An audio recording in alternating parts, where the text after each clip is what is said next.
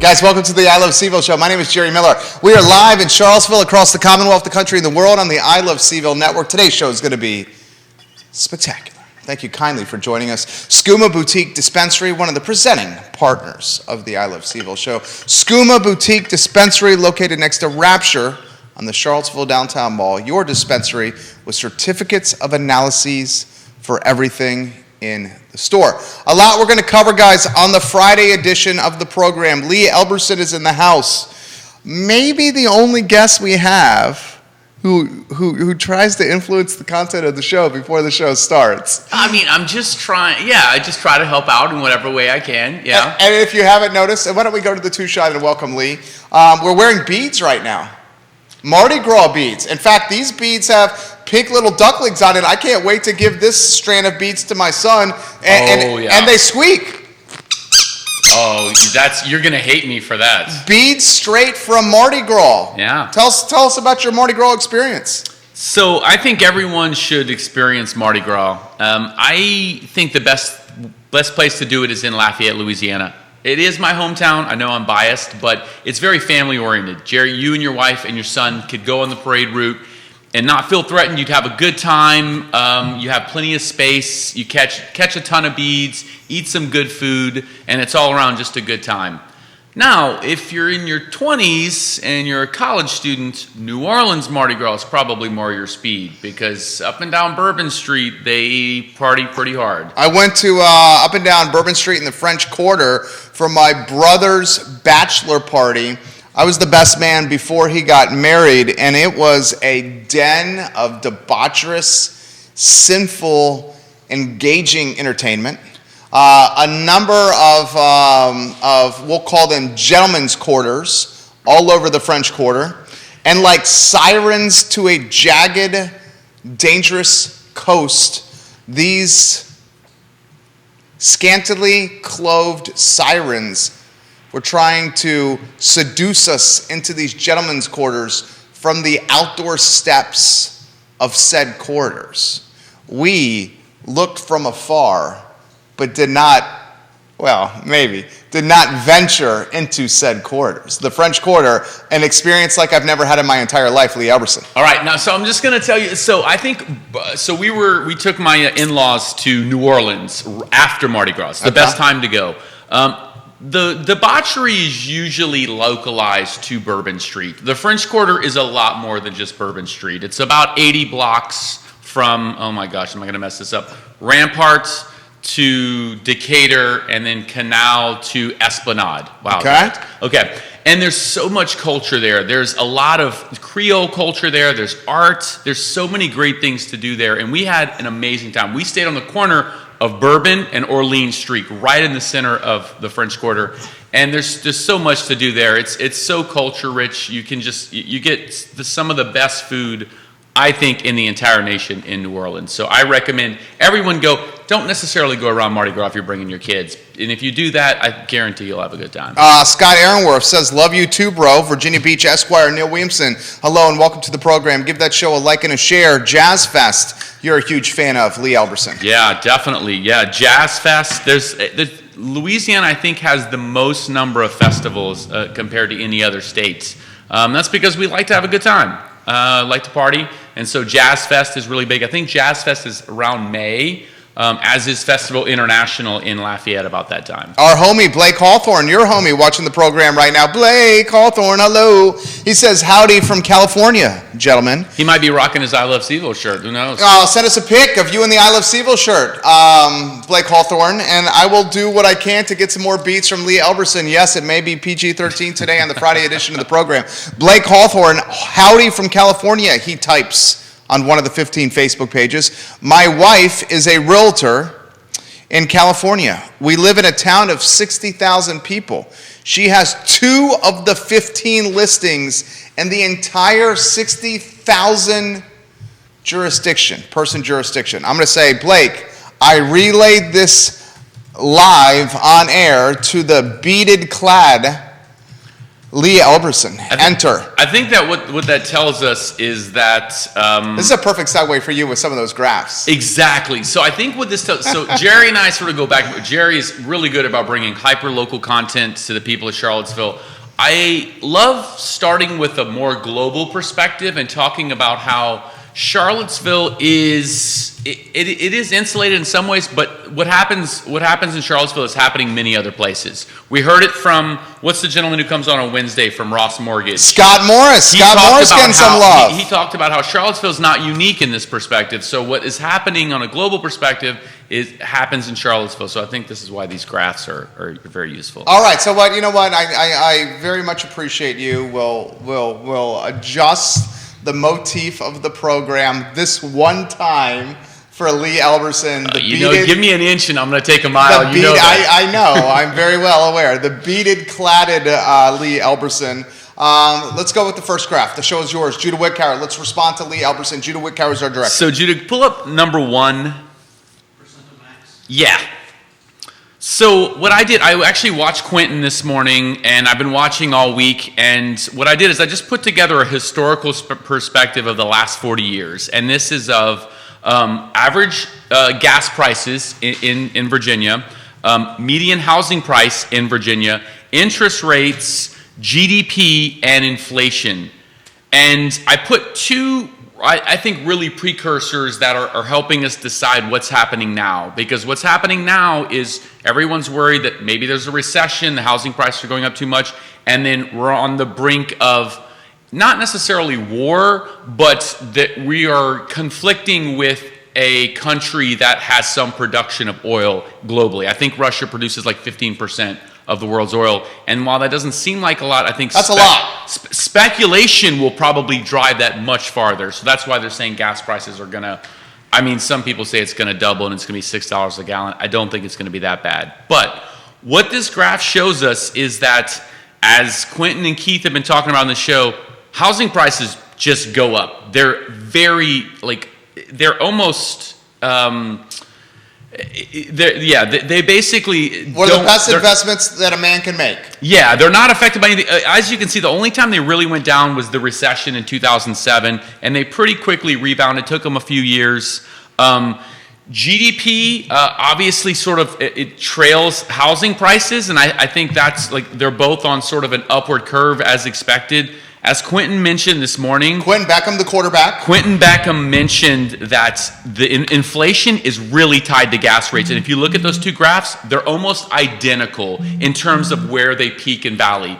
When there's a spike in gas prices, inflation is going to spike. And when there's a drop in gas prices, we're going to see a drop in inflation. So I think what we're going to see, and then interest rates have just continued to drop. Interest rates don't seem to really be affected by much. I think I'm going to except Jay Powell and the Fed Reserve. Except I'm going to speak way out of my depth here. I don't know anything about this. I think the Federal Reserve uses it to sort of manage local crises within the course of months or a year. But overall, they are at historic lows. The Federal Reserve undoubtedly raising rates to try to check inflation. Inflation is getting a bit out of control. In fact, Consumer Price Index was released yesterday, and the CPI number checked in at 7.9%, which is astronomically high, the highest it's been in decades, and that does not even factor in the escalating cost of fuel, because CPI is a lagging indicator.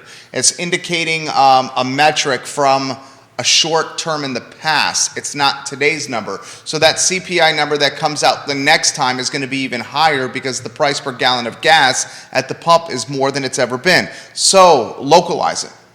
Charlottesville and Central Virginia. Yeah, so the graph is based on Charlottesville gas and housing prices. So I'm not going to speak to housing because you have two very capable people, Quentin and Keith, who speak about that amongst others. But in terms of gas prices, I tend to believe experts that we will see a spike probably to $5 a gallon in Charlottesville, and that will probably hold for several months. I think that's more speculative, but if this is any indication, I think long term, over the next several years, we're likely to see a 25 to 30% overall increase in gas prices. So I don't think it's going to be a spike and then it's going to relax back down to what it is now.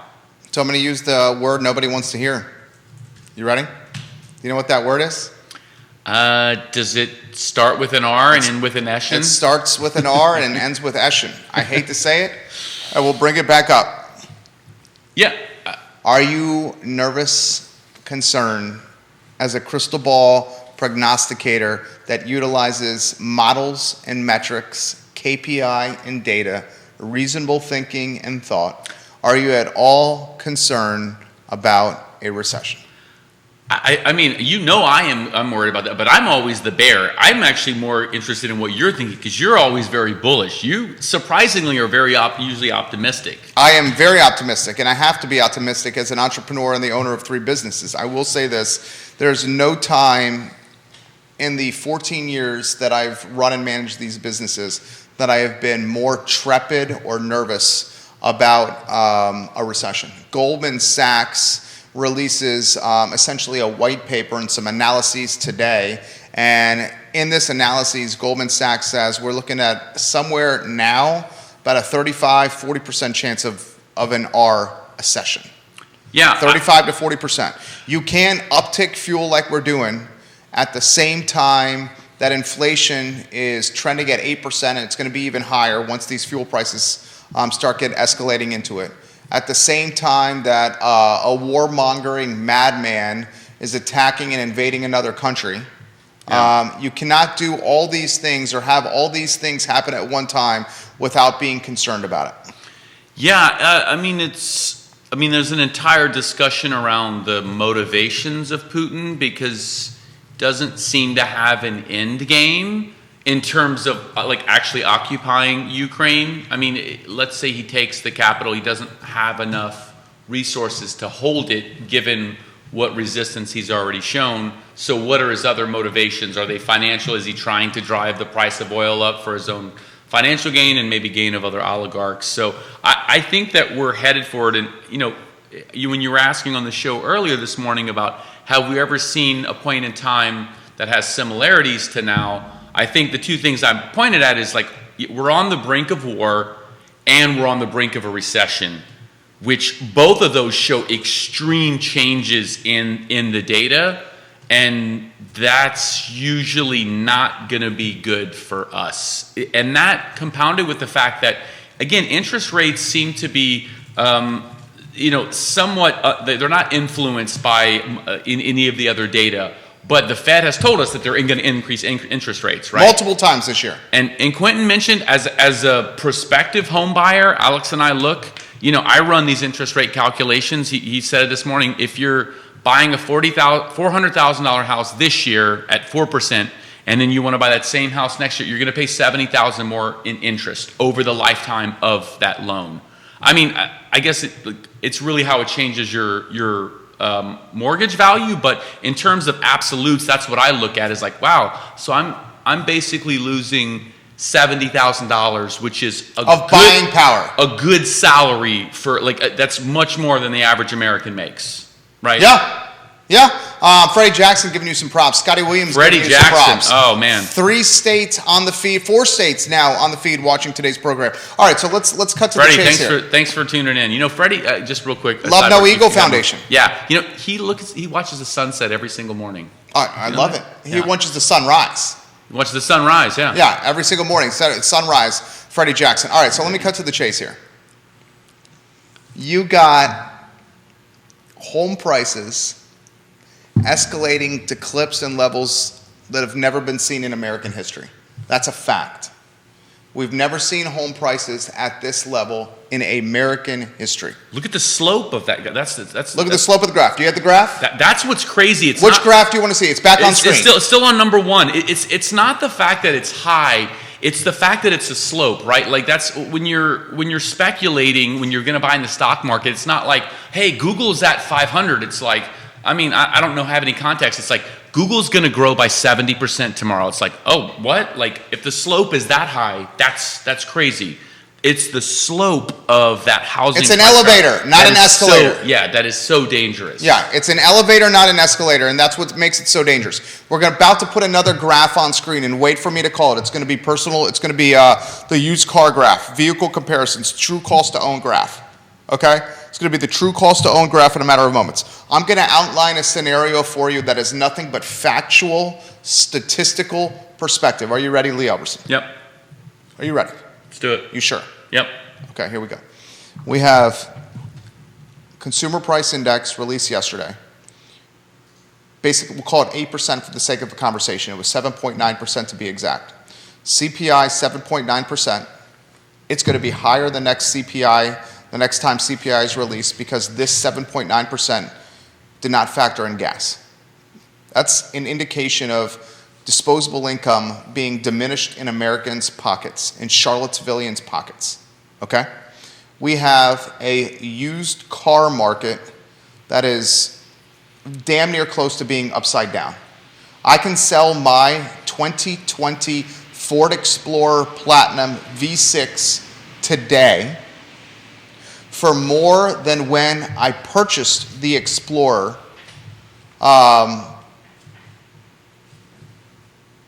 18 months ago.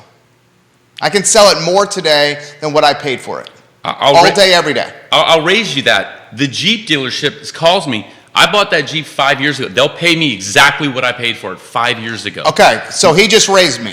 And I'll raise you again. My buddy, I convinced one of my good friends, Tim, to buy a Jeep.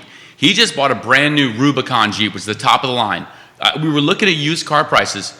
The used 1 year or 6 month program Jeeps are $10,000 more than a brand new Jeep. Okay. Do you hear what he just said, ladies and gentlemen, boys and girls? Viewers and listeners that are listening to the gospel here, I'm going to relay this to you again. Inflation at a level we've never seen in decades, A. Used car market flipped on top of its head, where used cars today are selling more than what Lee Elberson purchased his Jeep for 5 years ago. We are under inventoried from a real estate standpoint, 25 million units nationally, thousands of units locally in Central Virginia. Gasoline prices the all-time high in American history. Federal Reserve and Jay Powell literally talking about 1, 2, 3, 4 rate hikes in 2022 alone. We have a Ukrainian war, Russian-Ukrainian war, inspired and spearheaded by a warmongering madman that is literally floating terminology like nuclear weapons. Literally. We have global economic sanctions that are being bestowed or slapped on Russia by countries all over the world. We have nickel, a commodity, wheat, a commodity, natural gas, a commodity, escalating to prices we've never seen before. We still have not solved the supply chain issues associated with labor and cost of goods, issues that reared their ugly heads during the pandemic. They affected a lot more than that. Louisiana is the biggest oil producer in the United States. They are still only at 60% of production because of supply chain and personnel management issues. We have there another point. We have all three major indices in correction or bear market territory. Dow, S&P 500, the NASDAQ, all in correctional territory or in bear market territory. Okay? We have Main Street literally telling everyone, if we don't increase the prices on our menus, we cannot keep our doors open. We have assessments nationally exploding to levels that homeowners have not seen ever, and that's because the real estate market is bananas right now. These are all facts that I just relayed. All facts. Those are facts that keep me up at night. Yeah, and I mean, and the other element to this that, I mean, it probably plays out in some of what we've talked about, but we've just injected trillions into the U.S. economy that it's making us artificially feel like we're better. Like, I will mention this at 8 Hats. You know, we support businesses, and we've seen record numbers of businesses coming in and spending money on services that 2 years ago they wouldn't have been able to afford, because so much money has been injected into businesses for PPP funding and in personal finances. So if I'm a business owner, I got some injection from the stimulus personally, so I'm feeling good with my family, and I got some injection with my business. So I'm thinking, hey, I need to grow my business. And so that's happening on the business side. On the personal side, we're still feeling pretty good. I don't think the spending has dropped substantially so I think we're at an inflection point, which mathematically means something is seriously about to change. 4 states watching the program right now. Danny O'Day watching on LinkedIn, account manager for Politico Pro. Danny O'Day will get to some of our commentary that we had yesterday on Rochelle Brackney and her comments about the Downtown Mall Beer Garden. We'll talk about those with Lee Elberson. Blake Hawthorne, he's watching in Cali. Yeah. Gas prices, he says, are part of the global market setting the price. Russia and OPEC lowered production last year to respond to the bottoming out of prices in 2020. That started the shift upwards in oil prices. Combine that with the spike in demand and the supply sector behind on that, then Ukraine and the general price gouging of corporate oil barons whose profits have quadrupled and in some case 10x profit levels, and you get the spike we're having today. A lot of truth to that. Let's add another factor into the mix. We were quarantining for 2 years. Today's the 2-year anniversary of the pandemic. And over the last 2 years, we have stayed inside or close to home base. 2 days short in Charlottesville is Friday the 13th. I guess this was pandemic UVA announced. Well, UVA announced it on the 11th, right? Okay, Wednesday the 11th, yeah. UVA announced it on the 11th. It was used, the word pandemic was used by the federal government 2 years ago today. 2 years ago today, we heard the word pandemic for the first time. So 2 years, we've played it close to the vest from a travel, from a transport, from a getting out of the home base standpoint. So now that COVID is becoming behind us and people are sprinting out of Dodge and getting on the road, going out of Mardi Gras, to unbuttoning their shirts like I'm doing right now. I'm literally unbuttoning. Okay. Oh, I don't have any more. You want the speed right here? Unbuttoning my shirt. You get the like last beat. There you go, my man. I get the last beat. Thank you very much, Lee Elberson. I'm going to put that out. So people are sprinting and leaving their house. They're using gas. And it's a supply and demand thing. Demand has never been higher. And it's never been higher when supply has never been more, when supply has not been this constrained in decades. Yeah. You see what I'm getting at? 100%. I think Quentin did a good job of... Quentin's watching right now. Yeah, Quentin did a good job of trying to level set this and saying that, we do adapt. And so regardless of the conditions we're in now, I think we shouldn't be too bearish because we didn't know in 2001 what we know now when we went into war, and we didn't know in 2007 what we know now. So we've learned from those lessons. I guess still the bear in me is worried that the old phrase, you don't know what you don't know, and so you can only regulate and prepare for the circumstances that you're aware of. So because we've never seen this before, I feel like as an average citizen, I see this and I think, wow, it's really terrible what's happening in Ukraine. This is really terrible what's happening in gas prices. It's really terrible. It's crazy what's happening with low inventory, high inflated rates. Okay, what does that mean for me? Like, what do I do? Do I just sit here and watch the news and complain? Or what can I actually do about it? What can you do about it? And Judah, let's go to the one shots and let's get the rundowns on screen on those one shots for us that I sent to you. So what can you do about it? Okay, so here's my recommendation. And when you're ready for a graph, so I'm a very metrics-based person. Yes, you are. I come up with a decision matrix when we buy a car. I came up with a very elaborate decision matrix to buy a house. And I come up with a decision matrix pretty much to do anything. And what it does is it allows me to put metrics behind it, and then I still have that gut check in me that's like, you know what, this doesn't feel right. So Alex, my wife, has a great car. It's a 2015 Subaru Forester. Never had any problems, always been serviced at the dealership. I told her, in sort of the same vein I said 2 years ago when I said private schools have never had a higher value proposition, I told her, I was like, now is the time to sell a used car and buy a hybrid. We will save $10,000 in the next 3 years if you buy a new car right now. Because... Did she listen? She is. Well, and also part of the supply chain issues is, she wants... So Jude, if you want to just quickly flash on screen, so I put together, Edmunds does a great true cost of ownership of a vehicle, 5-year cost of ownership. This is the 2020 Toyota RAV4 Prime versus the 2015 Subaru Forester. Yes, exactly. Okay. So what Edmunds does is it puts together like the actual cost, because people are like, oh, well, I got to pay this, I got to pay this. If your car's out of warranty, you're going to have higher maintenance costs. And if you have an ICE, internal combustion engine, you're going to pay more in gas. You're probably going to pay $1,500 more in gas this year.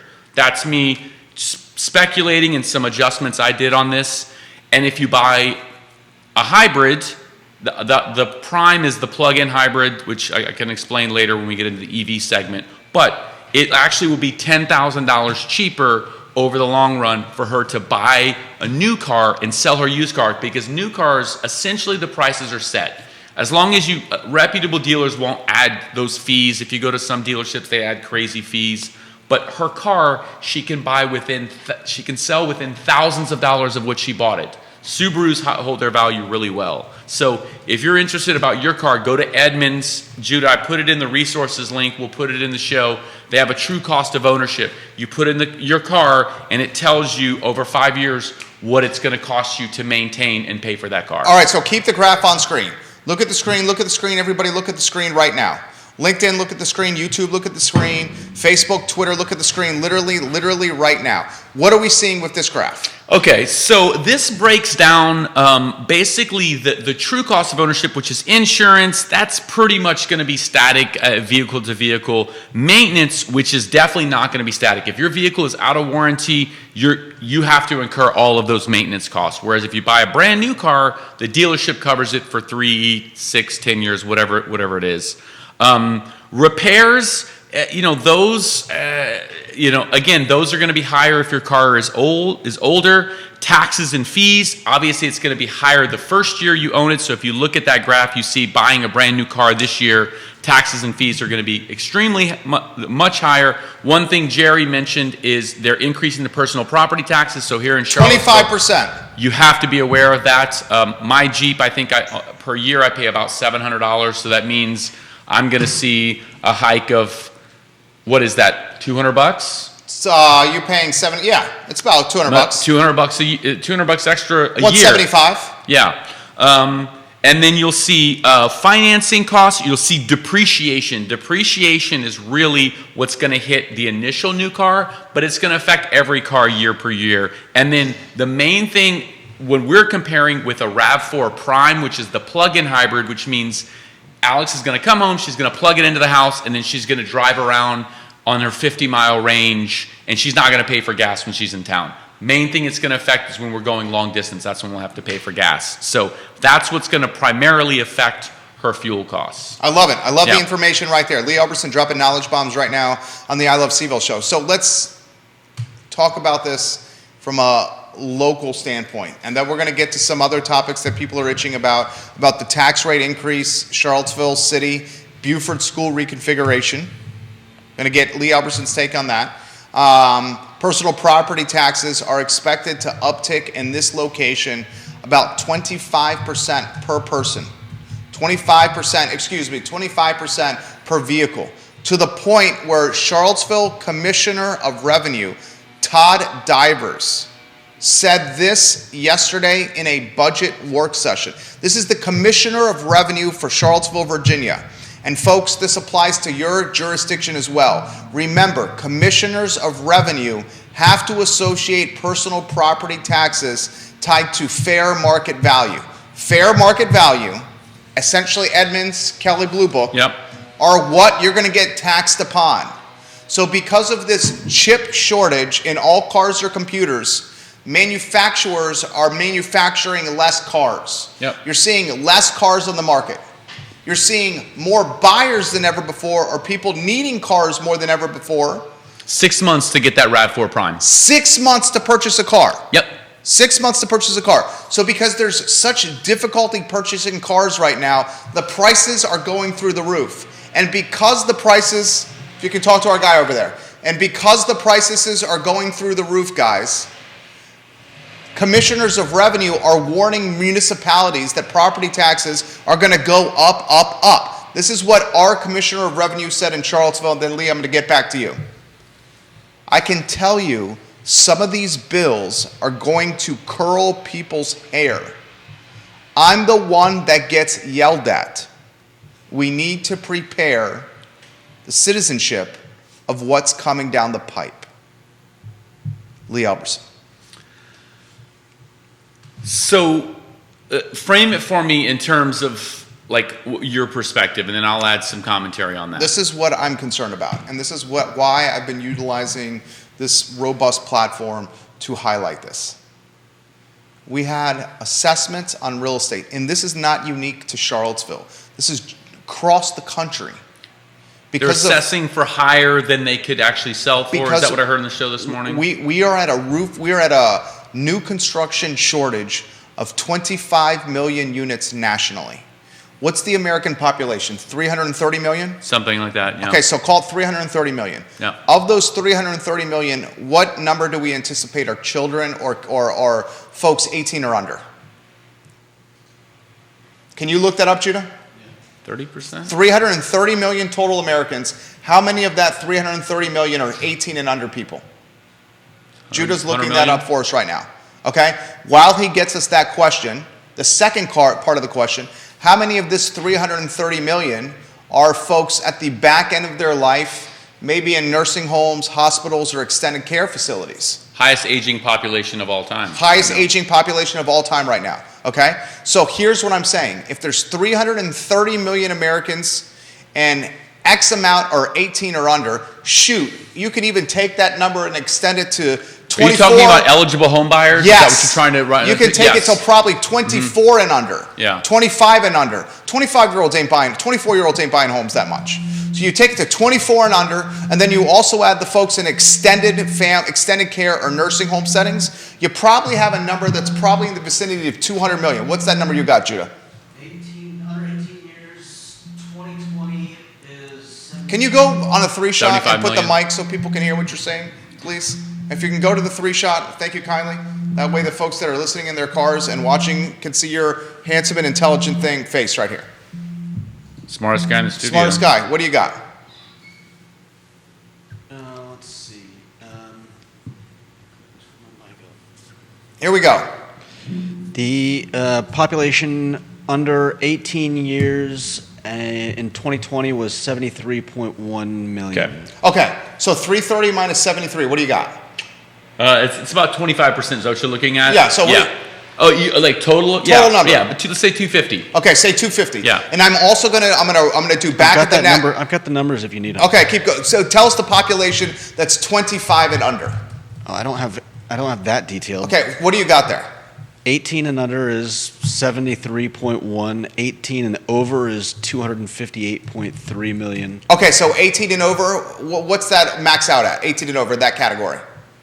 What do you mean, was it max? All right, so let's just use this, okay? There's probably 200, if you count on it, 220 million real legit home buyers in America. When you factor in the 25 and under, and you factor in the folks in extended nursing homes, extended care, call it 220 million. When you're under inventoried by 25 million units, you're talking 11.5% to 12%. And that's all happening at the same time that millennials are flooding to the market to buy real estate. That's what's driving up the cost of assessments, because we don't have enough rooftops. So when we don't have enough rooftops, people are fighting tooth and nail to buy homes. A supply and demand issue. This is Economics 101. On top of that situation, you have the used car market with personal property taxes going through the roof, because the same thing. We don't have enough used cars. On top of that, you got the gasoline crisis. Right? On top of that, you got a freaking war.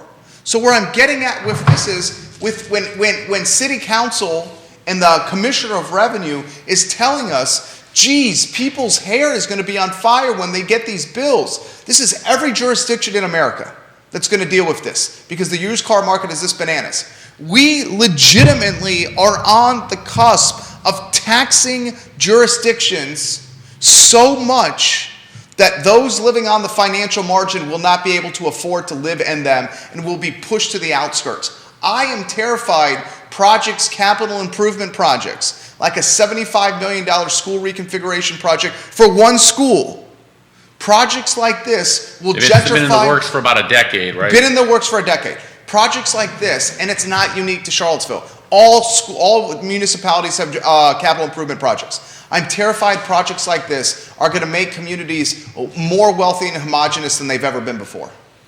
Now, just to add another layer to this, I wonder if the low inventory has been exacerbated by, is there an increase in second home buyers?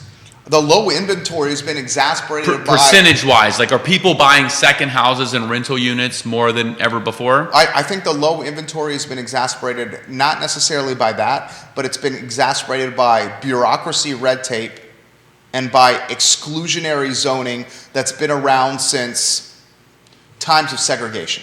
Here's some background for those that want to know about Charlottesville, Virginia. The city of Charlottesville is 10.2 square miles. 53% of the city of Charlottesville is zoned R1. In R1 zoning, it's a single-family detached home. Yeah, can't have a supplemental unit, right? ADU, Yeah. auxiliary dwelling unit. Yeah. The reason these 53% It's not of the legally. city of Charlottesville was done 53% R1, single-family detached, is because during times of segregation, there was this thing called white flight. And in white flight, wealthy white folks were sprinting from city and urban environments because of straight up racial motivations, racist motivations. They were going to suburbs for backyards and white picket fences and neighborhoods that embodied what they thought they should embody, which now we know was the definition of racism. So governments associated with cities had to change zoning to keep white flight from happening. And they created this exclusionary zoning where they changed the 10.2 square miles of Charlottesville and made over half of the city for single-family detached homes, creating the narrative or allowing the narrative to be pursued of backyards, front yards, and white picket fences and the potential to eradicate or keep white flight from happening. It was freaking racist as all get out. The definition of racism. But because of that exclusionary zoning, because the zoning is single-family detached motivated, we don't have the freaking density in our city to accommodate the demand that we have. And as a result, all these single-family detached homes, and we've showcased some of them. Did you see the listings we put on Shamrock Road and on Chesapeake Street on social media? Dude, you got 830 square foot homes on Shamrock Road that are selling with that have an asking price of $800,000. I mean, God, you can buy a balcony place on Bourbon Street for that much. Yeah. Yeah, I think. I'm just trying to. I mean, I think that your points on racism and the structures that were built out of racism, we have gone into that a little bit on the show, and I think a lot of structures were built around that. I think, maybe even a more overarching theme than that is that we build these sophisticated structures, financial structures, housing coordination structures and institutions that once they've gone on for 10 or 20 years, it's increasingly difficult to roll those back and change them, and so we leave them in place when they don't make any sense now. I mean, look at it. It happens all over the country like that. It's electoral college. It has to do with zoning. All of this is based on things that don't make any sense. Our education system, the way we teach it in a building, these certain classes, is based on a structure 200 years ago. Yeah, well, okay, and there's so much I can unpack there. Let's talk about the educational system. Yeah. We learned during the pandemic that it was potentially capable to learn in a virtual setting. Not effectively. It was not effectively, but it was our first taste of it. And we know former Board of Visitors, Helen Dragas, Board of Visitors at one time at the University of Virginia. One of the reasons Helen Dragas of Virginia Beach got bounced from the Board of Visitors at the University of Virginia is because Helen Dragas was the loudest, most vocal proponent of Coursera. Coursera is an educational, this man knows it better than I do. Yeah, I've taken many Coursera courses. A digital educational infrastructure. And Helen Dragas told us a decade ago, University of Virginia better get freaking ahead of Coursera and realize this is the future of education. And everyone at the University of Virginia, not everyone, but a large portion of it said, no, we need to prioritize and protect the current way of learning of keeping students on grounds and charging them $80K for in-state or $50K for in-state, $90K for out-of-state. Colleges may be structured as nonprofits, but it's a money-making business. It's a money-making business. It's a $1 trillion industry. The U.S. college industry is a $1 trillion industry. So they cared about their bottom line. And the reality is, and certainly with the incredible speed that innovation is happening in AI, with the incredible speed that Mark Zuckerberg is doing with the metaverse is going to change this world.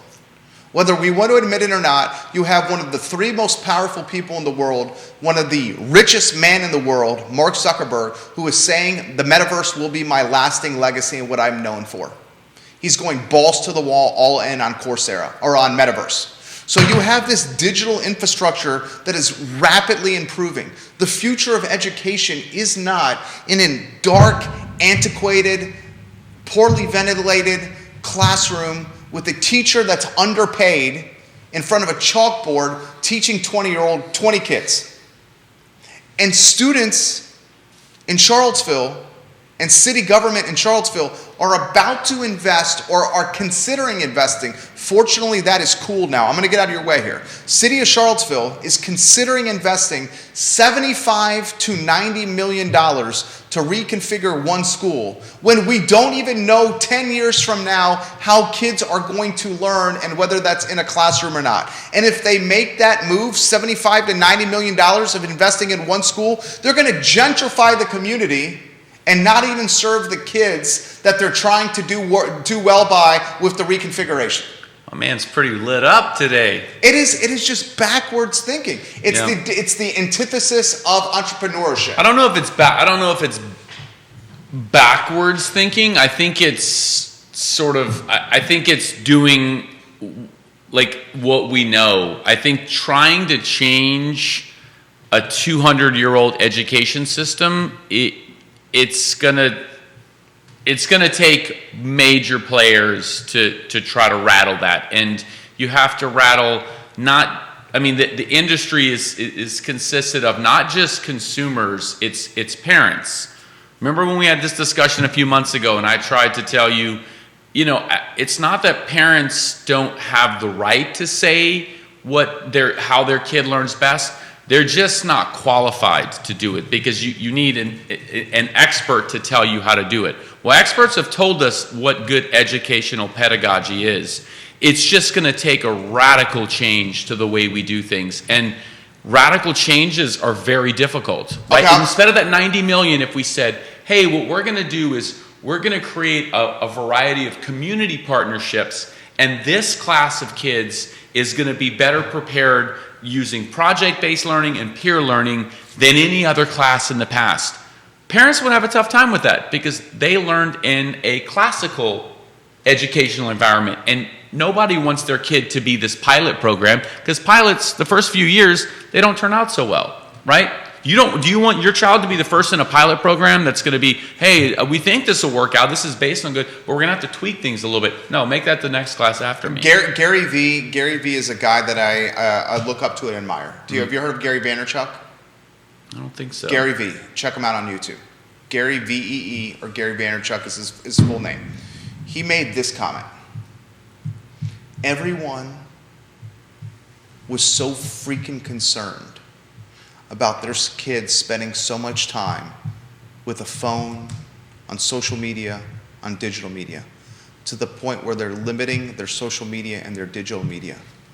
What if there's the parent with the mindset that we're going to allow our kid to use digital media in strategic ways for as long as they want?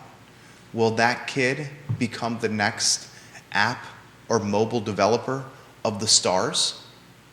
At one time, parents were really, really concerned. How old is Bill Gates?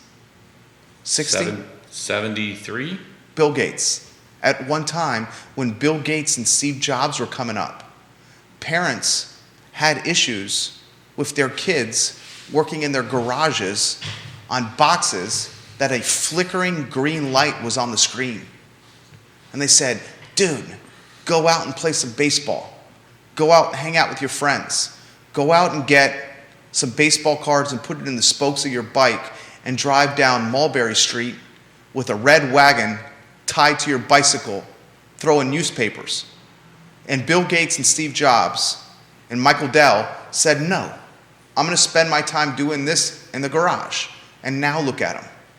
What we're afraid of, or the unknown, scares the bejeebus out of us, no doubt about it.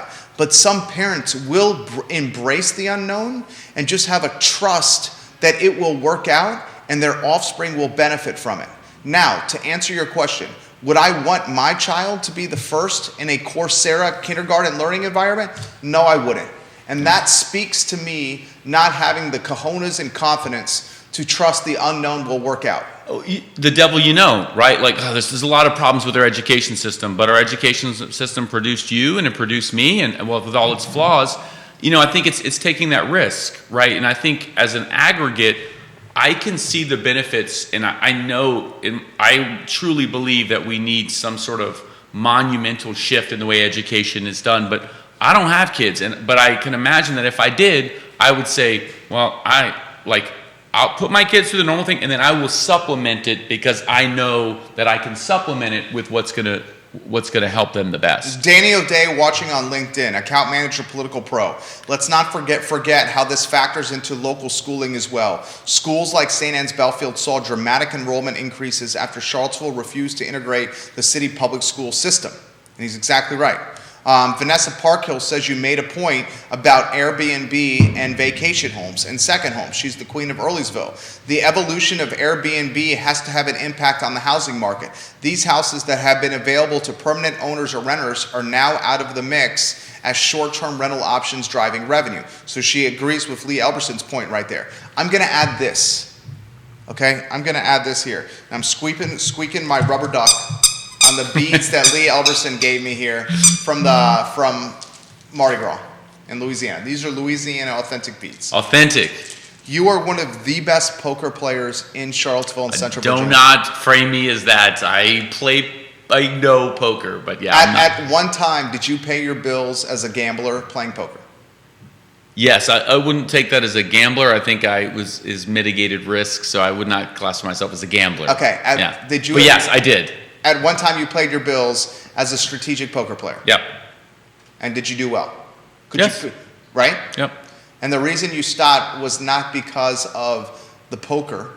The reason you stopped was because of the quality of life associated with that path of professional pursuit. That's probably fair. Yeah, I think that affected it. And then it's different doing something as a hobby and doing it as a profession. Undoubtedly. Yeah. Okay, so the point I'm getting at is you're not afraid to make a wager. Definitely not. I'm very risk seeking. So I have a prop bet for you. Okay. Here's the prop bet. Would you bet any kind of sum of money you want to bet that the future of education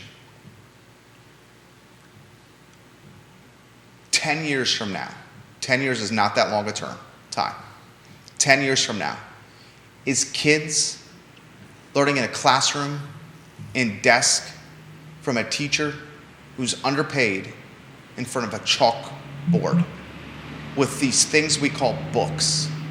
Or would you bet 10 years from now, the future of education is kids learning on a tablet or something digital from a teacher that is extremely well paid, and well paid because they can teach students in volume as opposed to 18 or 20 at a time.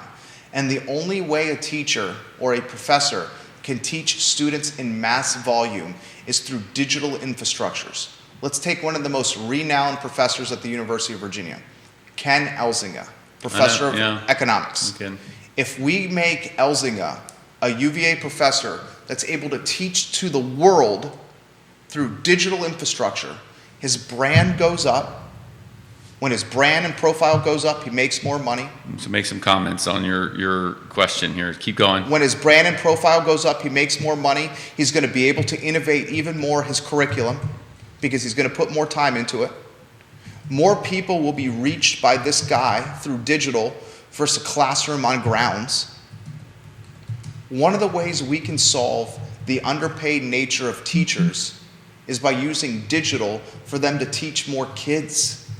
Right now, the state of Virginia is doing a large portion of the funding, and the local jurisdiction, Charlottesville, for schools. We're not getting much money from federal government. It's the Commonwealth or it's the local jurisdiction that's funding them. What if we created a scenario where there were less teachers teaching more kids? We could raise their pay. Less teachers teaching more kids. Then we could raise their pay because the overhead is lower. I would bet, and I'm going to get out of your way, and I'm a gambling man just as much as you are. The risk I've taken, I get this question all the time. How the hell at your age have you been able to purchase a building on the downtown mall? And my response to them would be, I've taken risks that would scare the freaking bejeebus out of somebody. Risks that literally, even for me who's pro-risk, have kept me up nights in a row. The risks are that great, okay? But they paid off. I would be willing to bet that 10 years from now, education is done digitally in ways that are not synonymous with today. And that's why investing 75 to 90 million for a school reconfiguration project that's going to take years, if not close to 10 to finish, is ass backwards and fiscally irresponsible. So, quick precursor here. We're risk-seeking, probably not as risk-seeking as our wives, because they took a chance on us, right? Touche. So, okay. Yeah. So my wife quit a hedge fund job on Wall Street to move down here with no job. She met me on July 10th. By August 28th, she had moved in with me. And you were wearing cargo pants on a plane. Cargo shorts and a tank top on an airplane. I remember that story. That's a true story. Yeah, I remember that. That was on our trivia episode. Yeah, my wife, she was going to quit her job and move to Charlottesville, but luckily her job was like, hey, we'll let you work remotely because you're so awesome. So what's very important in any sort of bet, and I tell this to anyone who's going to make a bet, is you have to make sure to be very explicit in what you're betting and the framing of it. So if you said the future of education. When I think the future of education, I think very aspirationally. I think aspirationally, yes, I'm 100% in agreement. In reality, because I see how slow things move in the education sphere, it's just going to be a percentage of students that learn virtually. I think the other thing we need to do is we need to bifurcate the age of students. We know that very young students do not do well in an asynchronous virtual environment where they're not captivated by sort of an in-person presence. I think 15 and older, I think I would probably maybe draw the line there. Some educational psychologists probably would put a little bit younger, but 15 and older, college,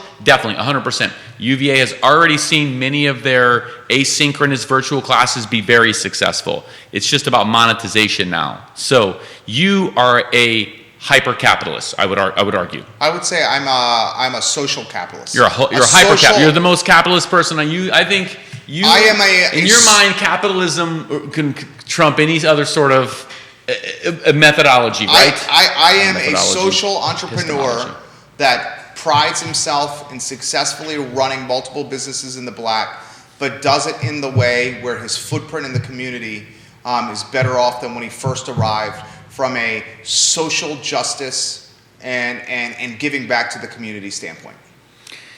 You know, I would love to disagree with you, but I've always asked you to have more CIC entrepreneurs on, and every time I send you a CIC entrepreneur, you do showcase them. Yeah. So that's a great way to Right. showcase small business. So I appreciate that, and I'll give you kudos for that. So I think We dumped $30K into creating this network for the sole purpose of showcasing Charlottesville, Virginia. And it was by happenstance and hard work and some good luck that the $30K we dumped into this network turned into another business in podcasting. it's not good luck. It's this gentleman right here. You know that, right? It's a combination of both. Yeah. It's a combination of both. Yeah. We got a guy that shows up to work and that knows how to run equipment, and you got a guy on the other side that is a captivating host that knows how to make people feel comfortable in front of the camera and the microphone. And it happened at a very time. kind of you to say that, but I'm not the actual host of the show. You are. You embody all those qualities, Lee. And it happened at a time when legacy media was losing market share. So I think in order to frame what you said, I don't think it's going to be a significant difference in like 8th grade and below. I do not think in 10 years there's going to be a significant presence of virtual learning in 8th grade and below. And by significant, I mean probably less than 10%. Aspirationally, I would like to make it more. And I think if try to make it more capitalistic and to speak to what you know best, I think it would be great if you had teachers who could monetize their feeds based on clicks, so that the teachers who are producing more premium content are receiving benefits from that. Content creators on YouTube, Nebula, CuriosityStream, they make like thousands, hundreds of thousands, millions, some of them. And I think if you produce high quality content, look at what we're doing. We live in an age, where that's you can monetize that. You either monetize it through ads, Patreon, a variety of different sources. So literally what we're doing. I think if you had teachers produce streams and had two different funnels, one is you could certainly sell ads maybe for educational materials. You'd have to be very specific in siloing that because students are watching. And then if you had like some sort of contributory stream, which is like Patreon or something similar to that, where you could contribute to these educators, I think that would sort of help the cream rise to the top. And I think you have a tremendously high number of teachers that would fall under that. Look, teachers don't do it because they're hoping to get paid a lot. They're passionate about education. That mindset's going to change. And it has to change. And you know what's going to drive that mindset changing? The fact that teachers, pretty damn soon, are not going to be able to afford to pay their bills. And when you take 8% inflation, you combine it with gasoline prices where they're at, when you combine it with home assessments, real estate assessments where they're at, and you combine it with freaking cost of goods like groceries where they're at, and personal property taxes, used cars where they're at, teachers and those that are on the financial margin are pretty damn close to not being able to pay their bills. And the middle class is going to be eroded, and the lower class is going to be increased. And that's literally what's happening right now. I envision a world, and we're going to get to some of these other topics, I envision a world where, and this is very much like real estate, very much how real estate's going to be, very much how teaching is going to be, very much how banking and finance is going to be, very much how just about every space of business is going to be. It's going to be about brand. It's going to be about personal brand. Folks are going to be able to leverage digital infrastructure that is ubiquitous and approachable right now to build personal brand at a level they've never been before. So the Ken Elzingas, the economics professor that's the most renowned at the University of Virginia, or the Larry Sabato, the politics professor most renowned at the University of Virginia, they won't need the university anymore as a vehicle for their teaching. They'll be able to create the education piece themselves. So they can create a studio like this. They can teach in front. They'll have one or two team members like Judah. They'll offer their teachings in robust digital settings like this, and they'll create a gateway link. A gateway link. This is how you get my knowledge. You're going to pay $259, whatever the freaking number is, whatever the money is per semester to get my knowledge. And when it's done, I'm going to provide you with the Ken Elzinga or Larry Sabato stamp of approval. And this stamp of approval, as this form of learning becomes more ubiquitous, is going to be synonymous with college diplomas and graduation degrees. It's very aspirational. They're going to be educational mercenaries. I think free agents in baseball. To some extent that already does happen, and I would be careful. I think some of the things that you've mentioned over the show, just to play devil's advocate, please, for the sake of a talk show, I think we need to be careful about the anecdotal fallacy. When you mention Mark Zuckerberg and Steve Jobs, those are two of the most successful entrepreneurs of all time. They're anomalies. And we shouldn't base structures on that. And Ken Elzinga is also, I think, falls under that. So we need to think about, as an aggregate, how can we make the median teacher as successful as you. So I think I think it doesn't change your argument. I just think it changes your framing for that argument. Explain this to me. Jared Edwards says he loves your shirt and he knows you like the bet. He won his last bet against you. Yeah, Jared's good. He's watching on LinkedIn. Danny O'Day, jump in with the conversation here if you're still watching. DOD. DOD is going to join us on a future show. Danny O'Day. Explain this to me. You are 18, 19, 20, 21, or 22. You're graduating from high school or you're in college now. And for the last 2 years of your life, you've been influenced by a pandemic. And as the pandemic, 2 years of difficult existence is prepared to get behind you, you are now faced with used car prices that you can't afford and taxes associated with them that you can't afford. You're faced with the highest gas prices you've ever had in your entire life. You're faced with food menu prices higher than they've ever been. You are seeing a community that you love, whether that's Charlottesville, whether that's freaking Boonesville, Palo Alto, Chicago, San Antonio, Fayetteville, Louisiana, a community you love that's becoming less and less affordable than it's ever been. These are all facts. How many people are going to be so disenchanted with economic key performance indicators associated with cost and money, inflation, housing, food, all the stuff we need to live? They're going to be so disenchanted with this that they're going to pursue paths that reward them with financial freedom as opposed to humanitarian rewards like teaching the next generation. Teachers have never had it harder than they've ever had right now because of the pandemic. We all know that's a fact. Mental health has been extremely spiked, not only in students, but also in teachers. We can expect that's going to influence whether people get in the profession. Yeah. The profession was already cash-strapped. I don't expect we're going to see more people jump into the teaching profession. I think we'll see less. And as inflation impacts and influences America, more people, whether we want to admit this or not, are going to be motivated by financial gain and what jobs pay what and what jobs don't pay. You disagree? I don't disagree. I think just thematically, some of the things, I think what we're talking about, and something I think that is inevitable, is it is going to change human migratory patterns. I've mentioned this before.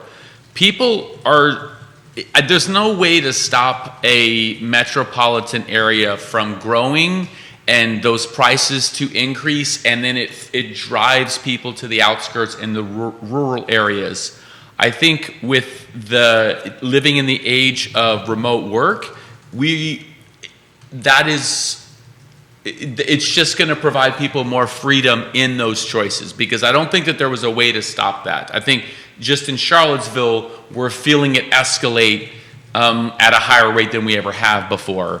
And with continued focus in the community on equity and inclusion, we realize that this is preferentially advantaging or preferentially disadvantaging minorities. And so we don't want that to happen. We want to have a diverse community.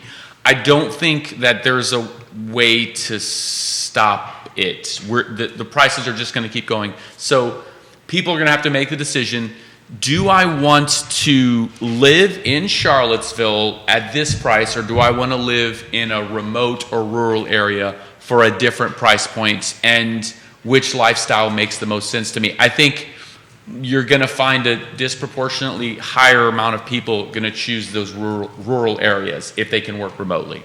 Danny O'Day giving Vanessa Parkhill some props. Vanessa Parkhill's watching on one of 15 Facebook pages, and DOD, Danny O'Day, giving props to Vanessa in the comment section of LinkedIn. Daniel McDougall, DMAC, what up DMAC, watching the program right now. DMAC says this to Lee Elberson. Ready? Uh-oh.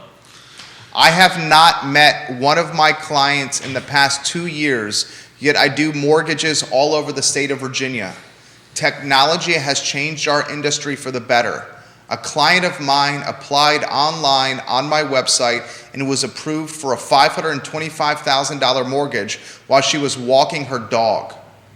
Education will catch up eventually. They must if we are to remain competitive in the world. I'm not discounting. I think any industry that is approaching adults as the primary consumer of that service, I'm not going to disagree with that at all. I am going to disagree and state that it is a different problem when you're talking about the person who has the buying power is a parent and the person who's consuming the service is a minor, somebody under the age of 15, like 7 or 8 years old. And if it's not effective for them, then the parents are seeing the rise in anxiety and stress and the mental health decline as a result of the pandemic. And that has a lot to do with the fact that school systems do more than just teach. They put students in a peer learning environment and allow them to be captivated, ideally by a teacher. And sure, maybe they could learn better with other supplemental areas, but I think that's what the school provides. It provides the parents a reprieve so that the kids can get away and interact with somebody outside of the major family unit. I don't see that. That's not going away in a decade. I would argue that's probably not going to go away in 2 or 3 decades. The either terrifying or exhilarating, depending on how you look at it. It's either terrifying or exhilarating thing of the metaverse is you can interact with other people all over the world in the metaverse in the same ways that we're interacting right now. There will be a digital version of ourselves. I would say I'm going to immediately argue with what that you're saying is same. You can say similar, but not the same. We don't know that yet. There's going to be a digital version of Lee Elberson, and the digital version of Lee Elberson is going to be able to enter the metaverse. And while the digital version of Lee Elberson is in the metaverse, he's going to be able to go to the bar, play some poker, go to the classroom, sell some real estate, apply for a mortgage, do a walkthrough of a home and check the quality of construction and whether the home meets his standards. And he's going to be able to do all that in the metaverse. Why would we, in a world where time is our most precious commodity, why would we spend 3 hours or 2 hours traveling to and from a real estate listing when we can potentially put on some goggles and in 3 minutes walk through that house we want to buy? Agents will take the listings they currently have, the really capable and skill-setted ones, and they're going to take the listings they currently have, they're going to put them in the metaverse, and they're going to tell everyone in the world, not just people within 10 minutes of the listing, but everyone in the world, they're going to market this listing to everyone in the freaking world. There's a home on Locust Avenue in Charlottesville that's for sale for $600,000, and here it is. Come take a look at it in the metaverse. You immediately have increased your buying pool by millions, tens of millions, hundreds of millions of people, as opposed to the 4,000 or 5,000 around the listing in real life. The metaverse is the definition of our most precious commodity, a savings of time. I think, again, just to argue for the sake of a talk show, I think what I'm hearing is if you're a hammer, everything looks like a nail. And if you're in an industry where everything happens socially and virtually, then it seems like that is the end all be all. I will say that my objections are not just that. If you're asking that there are specific avenues where being in a virtual setting will save you time, I won't disagree with that. If that's what you're saying, that specific instance, yes. And if there's other instances like that, I'm going to say yes. If you're saying that same thing will apply to education, I'm saying no. The American Recovery Act, which has issued billions for education, was backed on thousands of peer-reviewed journal articles, and the best way to learn right now and based in virtual environments is a one-to-one in-person tutoring session. Obviously, that is not feasible for scaling, but I think when they scaled out, all of it happens around captivating younger individuals in person. When you're in a virtual environment, you don't have the same consequences as you do when you're in a real in-person environment. And I think that's really tough to reproduce. If you're forecasting 100 years from now where we can simulate a human brain, and in this you don't know the difference between reality and being in person, I think your argument becomes much more definitive. But in the time until we reach that, you're not going to be able to have the same consequences as you will in person. And that's why I think in-person learning will not go away with any substantiation in the next decade. University, let me ask you this. What university in America has the highest, and Judah, if you want to... Now, we're talking about universities. I'm talking about I'm talking about under the age of 15. College kids, we know that they can learn virtually. We've proven that they can do that. That's different. That's a capitalism problem. Colleges are trying to make money. In terms of effectiveness of individuals under the age of 13 learning, peer-reviewed research shows that they learn better in person. Gentlemen, here's a question for you. So, yeah. You ready? Why don't you go to the 3-shot if you could? Oh, Mardi Gras beads, man. Here, take my Mardi Gras. Okay. I don't want to. You gave me your strand. We have okay. Throw me something, mister. That's what you got to do. Take your shirt off. Take your shirt off. You know, maybe I got a pretty face. Take your shirt off. Take your shirt off. Okay, great. Thank you, Judah. Okay. You on a 3-shot? Yeah. What university in America has the highest enrollment of any university? You're asking me this? Liberty? University of Phoenix. Why does the University of Phoenix have the highest enrollment of any university? Logistics. Because you don't have to go to Arizona. Exactly. So logistics. I don't know. Because it's online. Yeah. I don't know what. What's the second highest enrollment in college in the university in America? You already said it. Liberty. Yeah. Why? It's a logistical problem. Because you can take the classes online. You're a capitalist. Which college produces the most number of billionaires? Guarantee it's not university. They don't produce any. We've already indicated that items like billionaires, Bill Gates and Mark Zuckerberg are anomalies. I was going to try to trap you with the anecdotal fallacy, but anomalies. We don't need to think about enrollment. We need to think about how effective are they in the marketplace. And so, if you're going to argue that those are effective, I'm not saying I have not said that college students can't learn well in a virtual environment.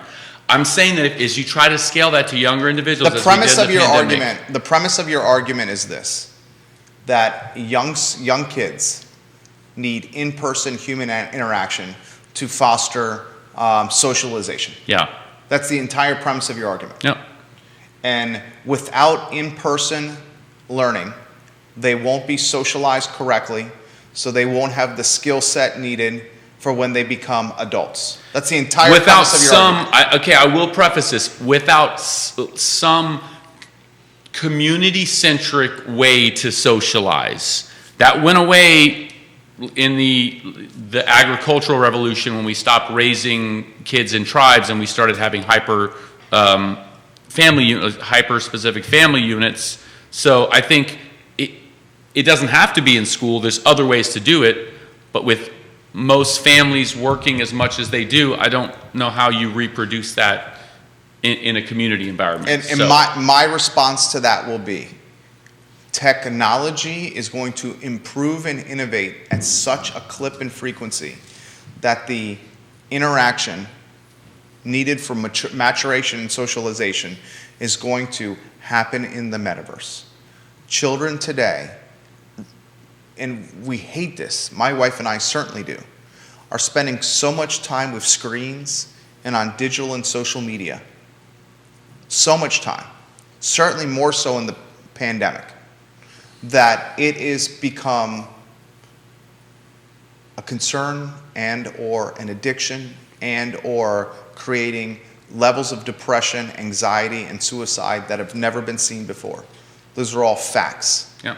Anybody who looks that up will see that what I'm saying is factually 100% correct. We as a world and as a populace and a population, we will see technology evolve dude, how old is this network? 5 years ago? Something 5 like that. years. I mean, if you look at your entry role, dude, you look like you're 17 years old. I went to my wife. Use some new B-roll for that. I went to my wife. Well, that's that guy over there. I went to my wife 5 or 6 years ago, and I said, "We're going to take a shoot." My wife and I. When did we meet, sweetheart? I should know this. Does she watch the show? She does. I She never watches see it Lauren. now. We've Okay. been married for 5 years. We've been married for 5 years. Right when we got married, and I said, "Sweetheart, we're going to take over $30,000 of our money and dump it into creating this network." And she said to me, "What? Are you crazy? Why are you doing that?" And then she said to me, "You have proven your vision and risk-taking is worth pursuing. Go do it." And he did it. And it worked. And it proved to be the right decision.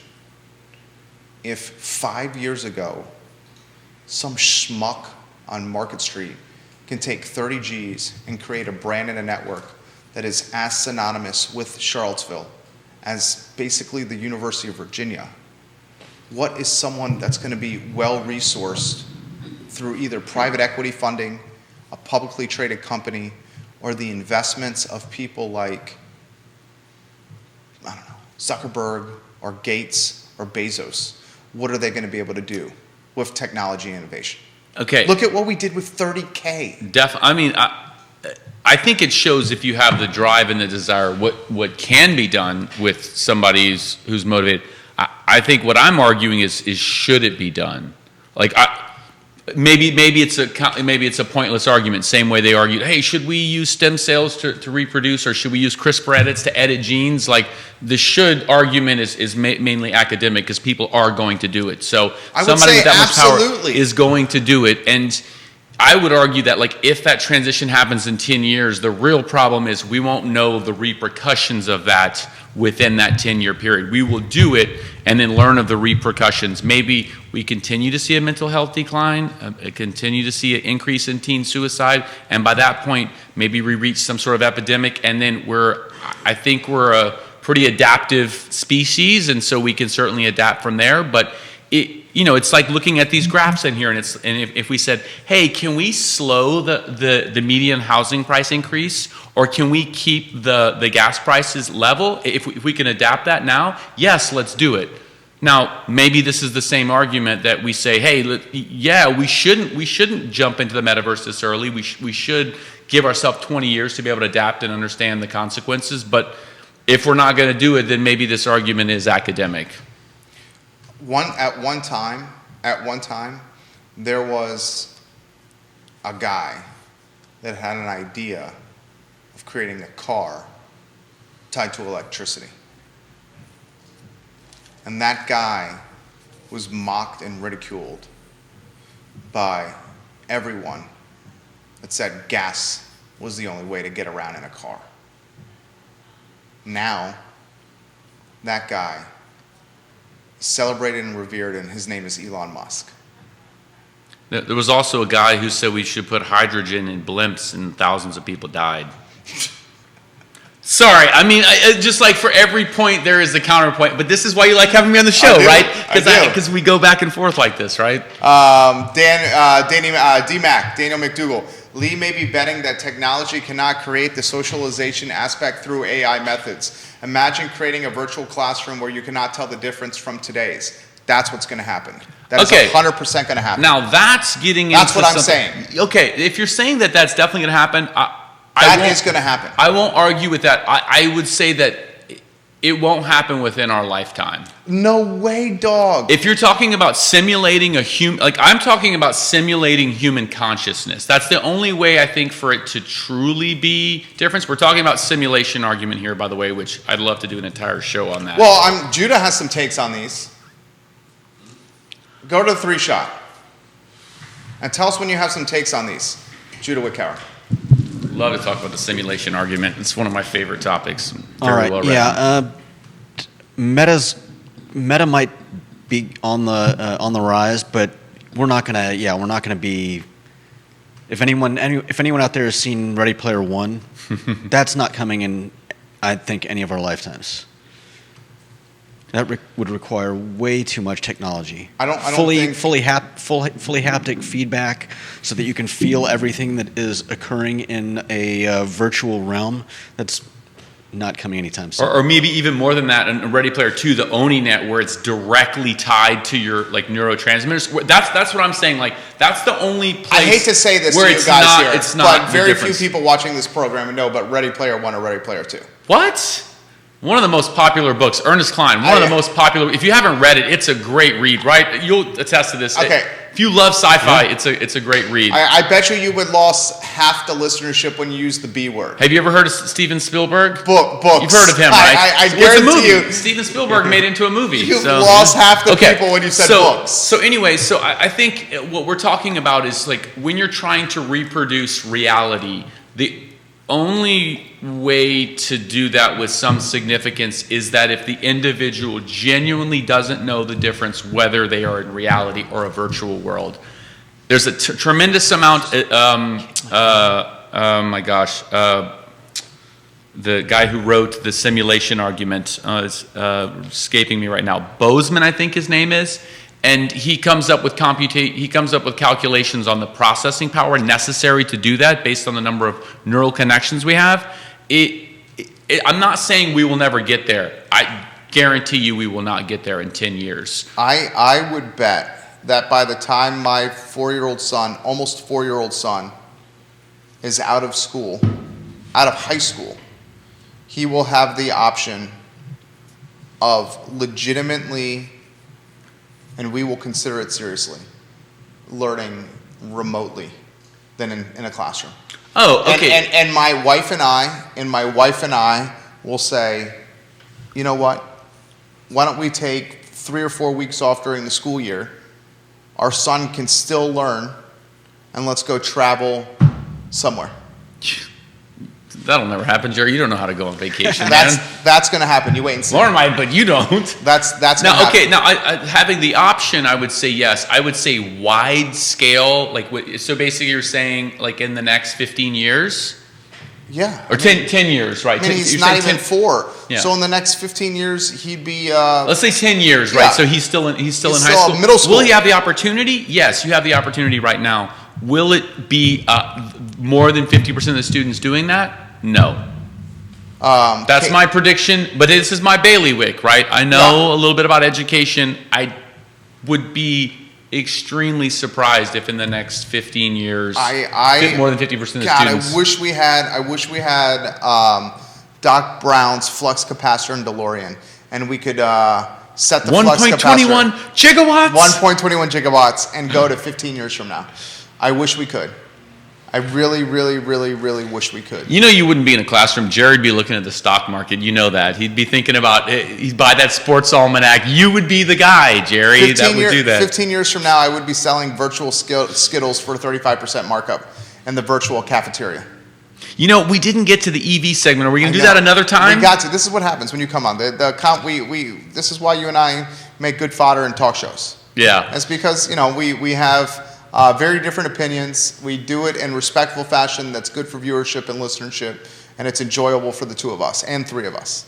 Multiple people I do want to admit, I see, including one of my favorite, Katie Pearl, have indicated that they've never heard of Ready Player 1 or 2.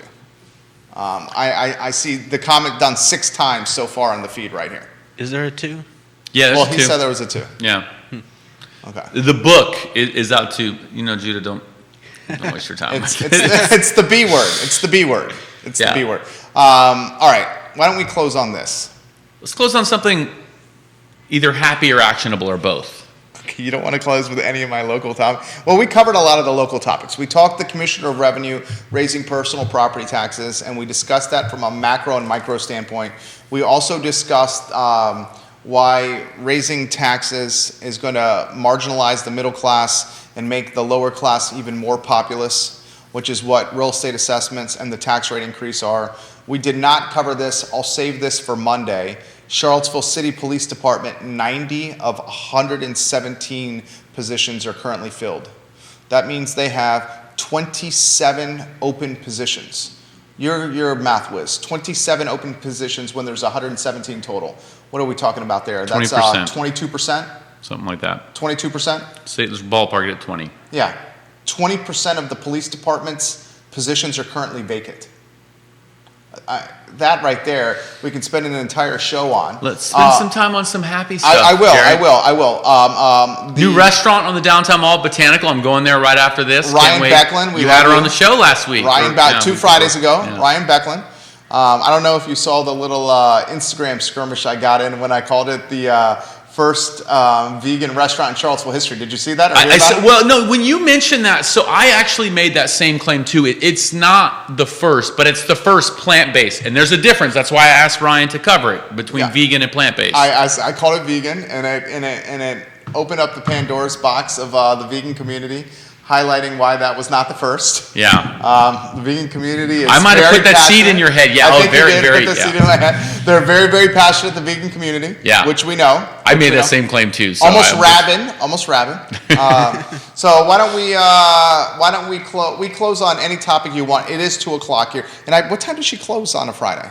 Did you look that up? I think she's open till 5 or 6. Okay, so, that would make sense. Yeah, I texted her. She's probably watching, and I told her I'd come by afterwards. Ryan Becklin, you are A+ people. You did a hell of a job on this show, the owner of Botanical. All right, we'll close in 5 minutes. Anything you want to cover?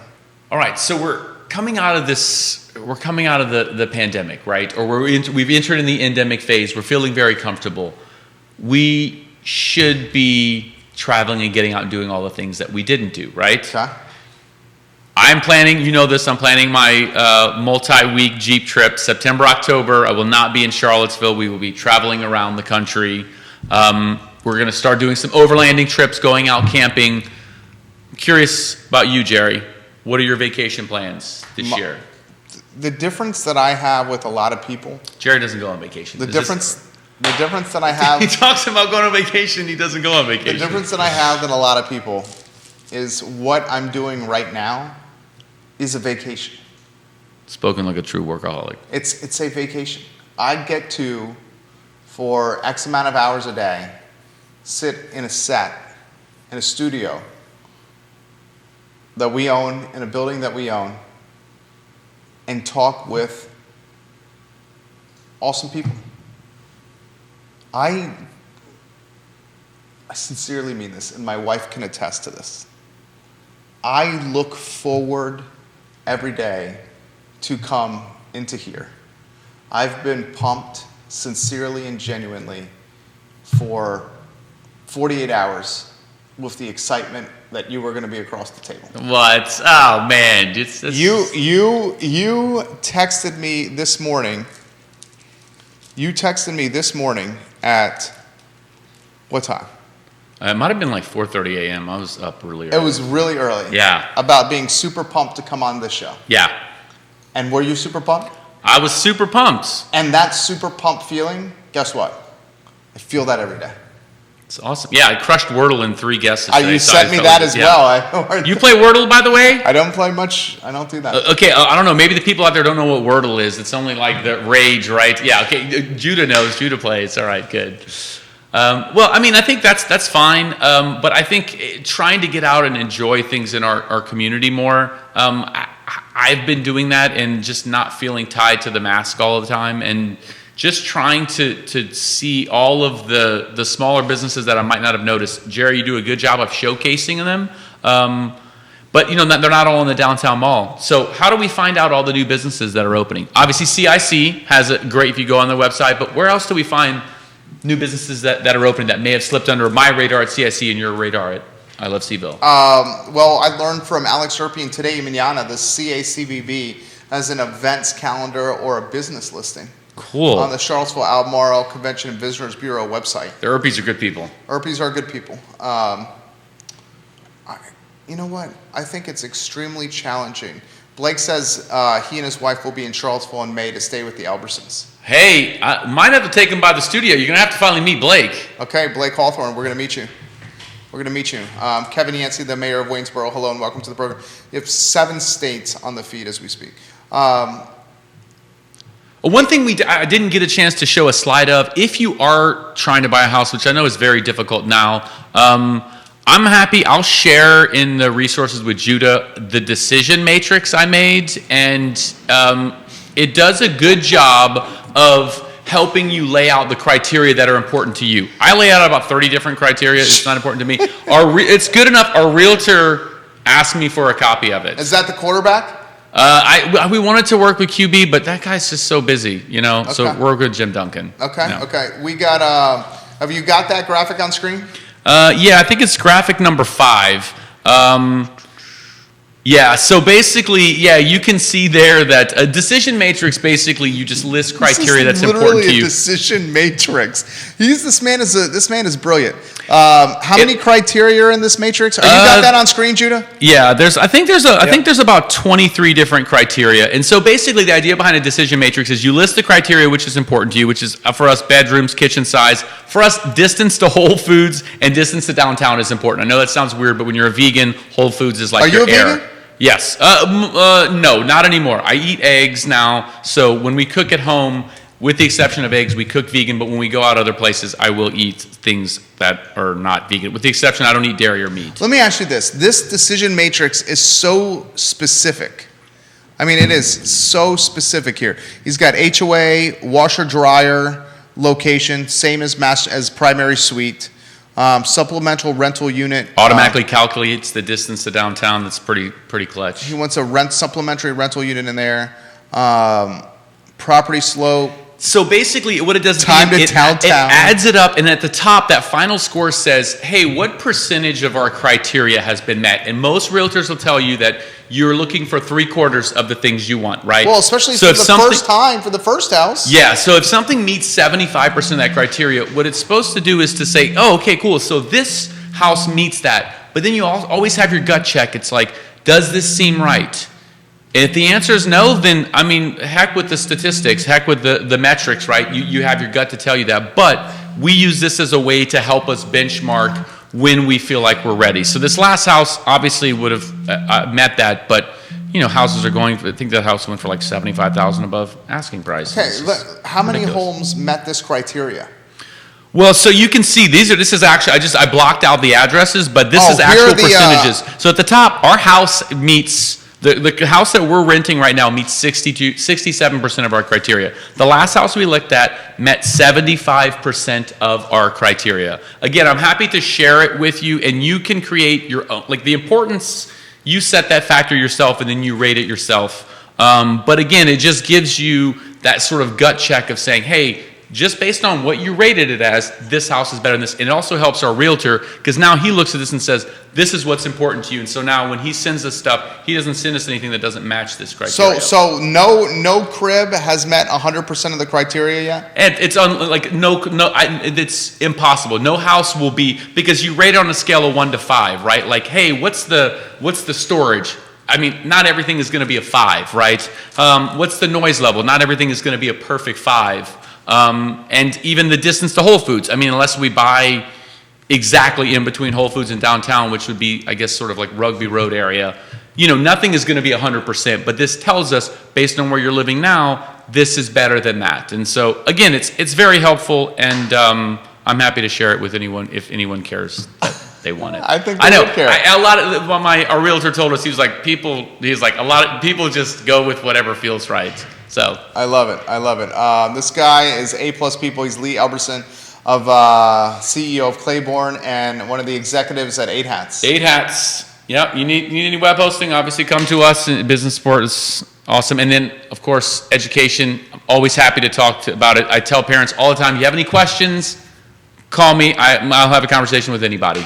And he legitimately will. Yep. I hope you guys have enjoyed today's talk show as much as we enjoyed hosting today's talk show, which is an indication and reflection of our friend Lee Elberson, who every single time he comes on the program leaves me feeling more zestful for life and more excited about spreadsheets too, right? Energetic and enlightened and more eager to grind even more at work. And actually, I would say less egocentric. I'll take back my initial comments. That's the E that doesn't fall on us.